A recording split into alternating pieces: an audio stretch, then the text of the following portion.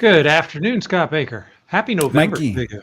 Indeed, it is November 1st, and we are live here, 3 o'clock Eastern Time on this day of November the 1st, 2025. And today's field note is entitled Helping Others Finish What They Can't.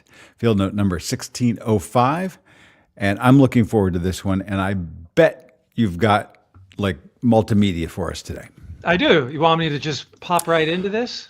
Do you want to set it up? I don't think so. Okay. If I was going to unveil this in the way that we are right now, I think the best way to do it is just to, instead of talking through who Derek Redmond is, Sure. let's just play it.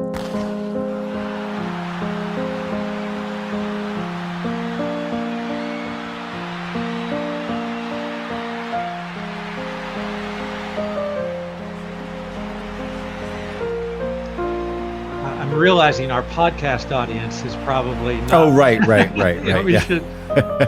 So it's very fitting for those of you who are watching us live at this point.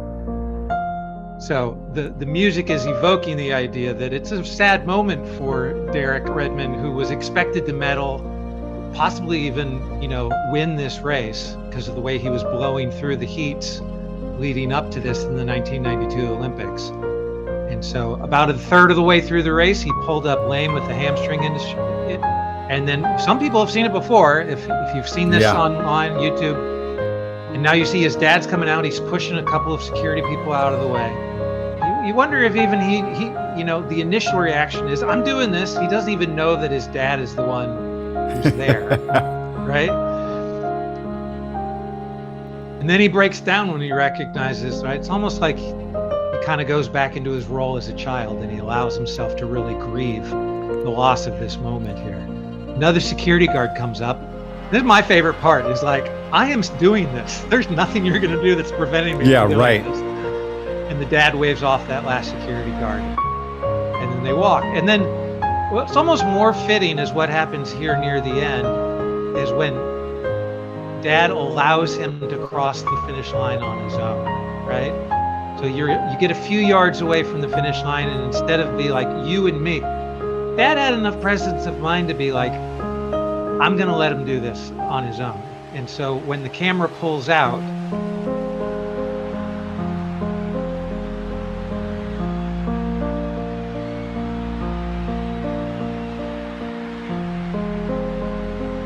there's probably some thought in this runner's mind of like wanting to stay in his lane properly, right?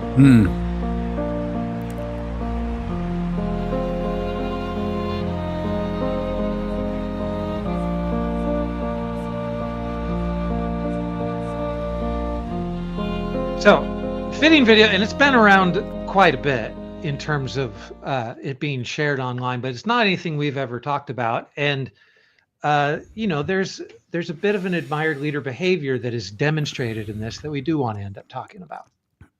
Yeah, for sure. So, and I love this field note, and not because it just has some obvious emotional hook to it, both with the story that's told in the field note about Derek Redmond, but that we can see this played out in many scenarios. We've all seen YouTube videos, and in fact, we even have some different stories than this in our Admired Leader Behavior platform, and they all kind of point to this idea from different vantages. And I think that this idea is powerful in terms of how it helps those of us as leaders in any circumstance we're in be looking for the ways where people at a certain moment get stuck, or they hit a wall.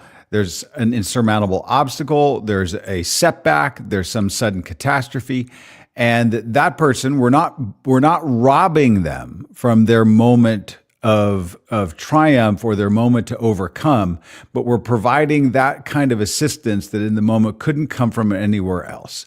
Right. And it takes a very present leader, and as you noted, as his dad kind of stepped in and when to step out, the nuance of that requires a very special leader. Yeah, right. To not think of it as a moment where I'm going to take the spotlight, right? And I don't want to ruin this opportunity. But as we reflect on how great this is, we're really talking about the dad's behavior and not necessarily what should have been, Derek's moment, right? And so you wonder, what Derek might think. I mean, I know from reading his Instagram that Derek loved his dad. And he passed away about a decade ago. But when, in the way that Derek retells the story, he loves pointing out the greatness of his dad's behavior here. And so clearly they had a relationship that was solid to begin with. And then having a guy like, so you think about like what's going on with the roles, what's going on with him, becoming a child and going into grief and doing it on the world stage, not exactly knowing what's going on. Did Dad do this because he didn't want him to be embarrassed? He wasn't saving him from embarrassment. He recognized what his son wanted to do. Where security guards weren't doing that, right? Right. And it wasn't their job to do that. But a great leader is able to be aware enough around what's going on, is like when to step in, when not to step in. Exactly right. Yeah. And be able to have the great nuance of that be appropriate. Yeah, and in the poignancy of this story, it's not as though the assist here helps him win a medal. It doesn't. Right. Yes. The idea though of being able to finish, the idea of representing, because this is an Olympic moment of 4 years, in the making, and so much has gone into that. And that's what you're celebrating. You're celebrating the effort, and you're helping, that come through and shine. Because a hamstring pull like that can happen to anybody. This was, if you were not watching and you're listening to the podcast later, and I know the music was powerful, but if it overdrowned it, this was the '92 Barcelona Olympics. Right. And so Derek Redmond running for the UK. And that was a very special moment. And as you indicated, the dad passed away about a decade ago. But before that happened, he was allowed, the dad, to carry the torch for Great Britain at the Olympics in London in 2012, which just shows you how this moment resonated in the athletic community and in the whole community in the UK. Yes. So if we break down to the sub skills, what was he actually doing? The genius of what Dad does here is he recognizes that the outcome goal that everybody wanted for him is gone, right? So what Dad does here quickly, and what all leaders should do, is recognize when they can turn it into a symbolic thing. Yes, right. And helping. So he recognized immediately that's what Derek was doing. Like he was going to cross that line no matter what. Sure. Didn't matter how many security guards were going to escort him to the side, or if there was another race that was going to come across, Derek was going to cross that line. And Dad knew that there was nothing more important than just helping them to cross that line. But at that point, it was just symbolic. So there are going to be times in an organization or in a family or in a social organization where someone is stretching towards a goal and that outcome will not be met. And so allowing somebody to save face, allowing it to be turned into a symbolism, allowing it to be, and I think that's the genius of what's going on here in this behavior, is that a good leader is able to make that transference and allow it to still be very meaningful. Yeah. Right. And so, and I think a lot of people just aren't emotionally intelligent enough to do that kind of thing. It really does take a leader who is thinking on his toes and is able to adapt really quickly, to not just be upset about it, loss of it, but to recognize the importance of maybe switching what the real goal is here. I suppose it does help that many of these examples that we see in sports in particular involve running of some kind, because it's like the moment that happens in a split second that's a disaster. It's hard to save somebody. Right? If you screw up your dive on the high dive, you're going to hit the water. And so sometimes that happens. Now, obviously, this thing about when to step in, which is, therapists always say, you can't do the work for the person who's receiving the counsel. Like they have to bring the work. Our executive coaches at CRA Admired Leadership, they always know, it's like, I can't work harder than the person that I'm coaching. They actually have to do the work. I can't. What's the phrase that psychiatrists say? Like, I can't steal my patient's problems. Yeah. And so if I try to shortcut that process, I actually am robbing them of learning that capacity to overcome. Right. But I can be there alongside in many ways, and knowing exactly where that line is that requires the sophistication. And Yes. so sometimes that moment of failure is going to be something that you can't help them finish, Right. in the sense. Now the field note is about that idea, and that's where most of us will live. We actually can help you get across the finish line. But some of those are, I remember recently reading a story about a football player this season and talking about coming back from a horrible embarrassment where they blew a play last year. I can't remember exactly. And then after that moment happened, they called their like lifelong mentor, and there weren't like comforting words. It was like, "You're a meme, man. I mean, you're gonna. This is it. Like the way you blew it is going to be a thing." Well, now you have a chance and a choice on how you're going to define what that means. Right. You can't run away from it. It actually happened. And we all see this happen. And so sometimes you're actually helping somebody deal with that moment of failure. And Yes. and for as many kids as you've had and I've had, we've seen moments where our kids are performing, and Yes. sometimes even up on a stage. I can think of a couple, and something goes wrong. And you would love to be the parent, like you'd be like, I wish I could just stop this. Could I press freeze and then rewind it and play it over? And you can't.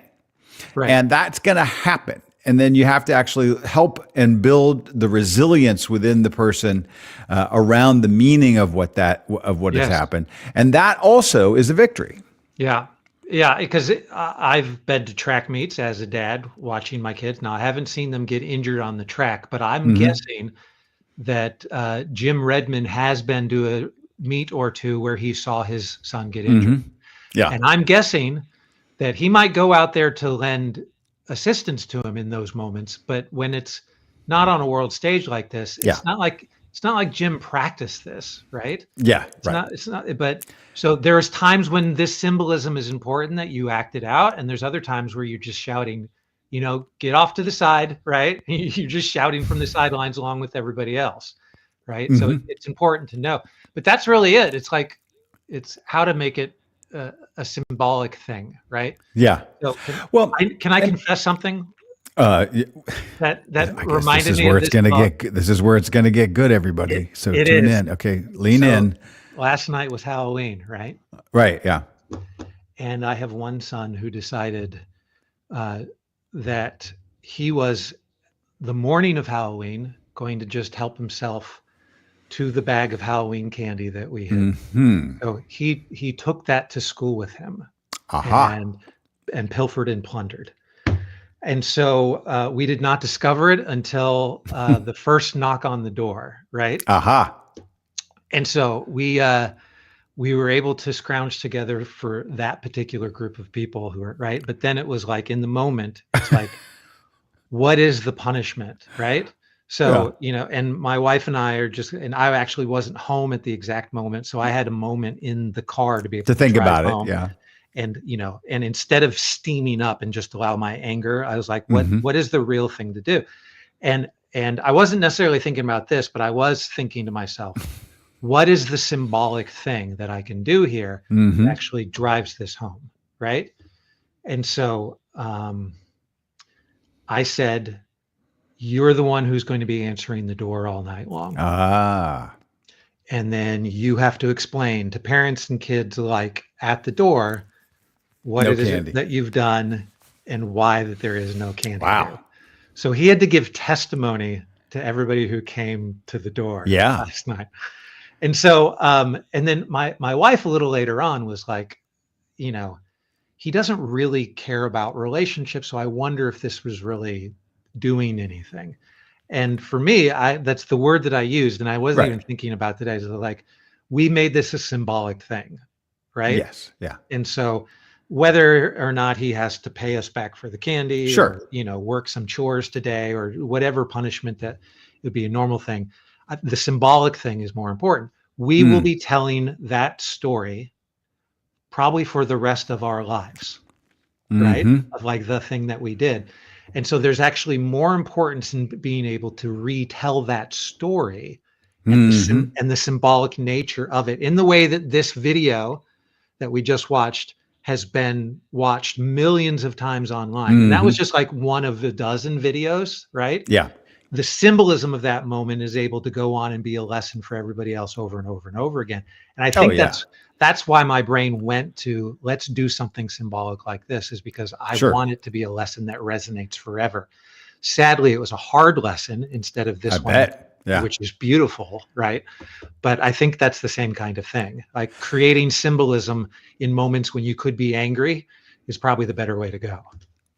Well, in the way that you phrase that, it reminds me of a phrase that I heard someone use once, and I think about it a lot in a lot of different circumstances, which is, what is the story that you want to tell when this is just the story that you tell? There's a Yeah, yeah, moment that happens, and years later, you're going to be talking about it. Well, what's that story that you want to tell? You want to be able to tell a Jim Redmond story.